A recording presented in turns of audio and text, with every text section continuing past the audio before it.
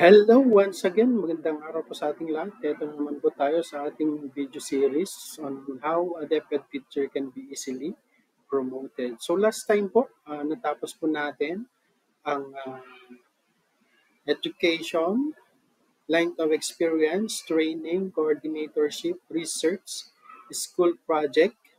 Then sa episode 7 na po tayo, being an event official or coach. Isa po yan sa mga designation ng isang teacher kung saan po tayo makakakuha ng MOV or pertinent paper for promotion.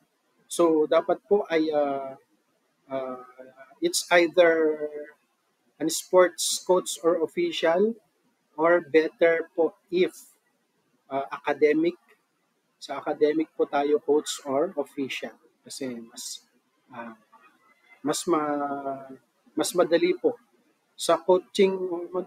Okay rin naman po sa sports, kaya lang long process. Minsan may mga hinahanap pa dyan na magpapa doon, mayroong meron ding trainings, tapos kailangan mong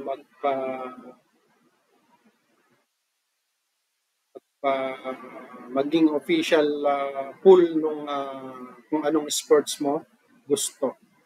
Ay, yeah. So, puntahan po natin sa ating episode 7. Kailangan pong magpa-accredit. Yung accreditation, yun yung hindi ko mabigkas-bigkas na term para po sa mga sports coordinator or sports official or coaches. So, kailangan po nilang magpa-accredit to become an official member of the officiating team and or the official coach of any sports event. Ayan.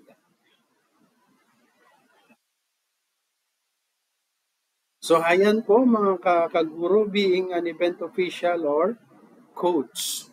So according po sa ating research, coaching is enjoyable. Exactly. Yet, it is also helpful in getting a promotion. So we are uh, we are targeting two birds at one stone. Siyempre, nag-enjoy po tayo, and at the same time, makakakuha po tayo ng pertinent papers or documents para po sa ating promotion. Coaching and officiating games during school-to-school meets are helpful enough. Bukod po sa, siyempre, na-maintain po natin yung fit ng ating katawan, kasi siyempre as a coach or as official, kakaroon po tayo ng regular training or exercises. Ayan po.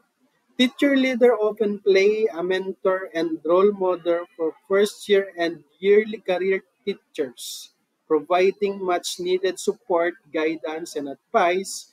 In this role, they gain the trust and developing empathy for others, creating safe, welcoming learning environment for other teacher and students. By becoming a trained teacher leader, you increase your ability to identify changes that will enhance where and how a student learns or our co-teachers learn. Siyempre, teacher leader po tayo, teacher coach.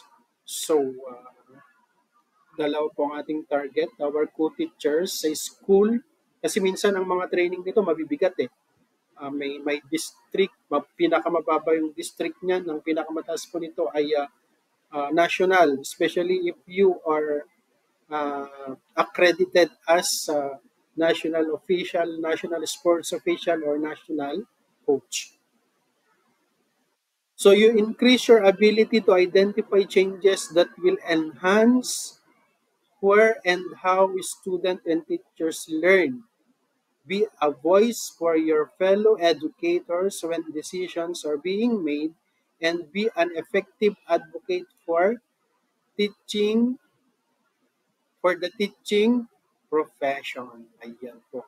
So napakahalaga po na tayo ay aside from na natututo tayo individually, uh, nagkakaroon po tayo ng opportunity to enhance ourselves, not only in the field of teaching, but physically as well, so intellectually.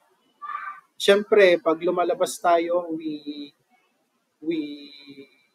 collaborate with others, with other coaches or other officials. So, na-enhance din po yung ating social wellness or social intelligence. So, lahat po. Siyempre, pag sports kasi, sabi nga nila, sound mind in a sound body. Ayun, mensana and corpore sano. So, yun, dapat mas maganda po na nag-start po tayo physically because mentally follows. So, at syempre, habang nag-enjoy po tayo in doing those kinds of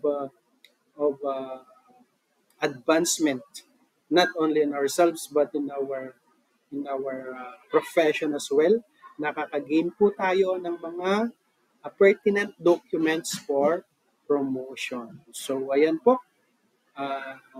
Dapat pag sinabi, oh, ikaw ang coach ng ginto, sige lang po tayo ng sige hanggat natututo tayo, hanggat tumataas po yung napupuntahan natin na level ng competition. Siyempre, mas mataas, mas pertinent yung ating documents na nakukuha or yung paper na ating nakukuha.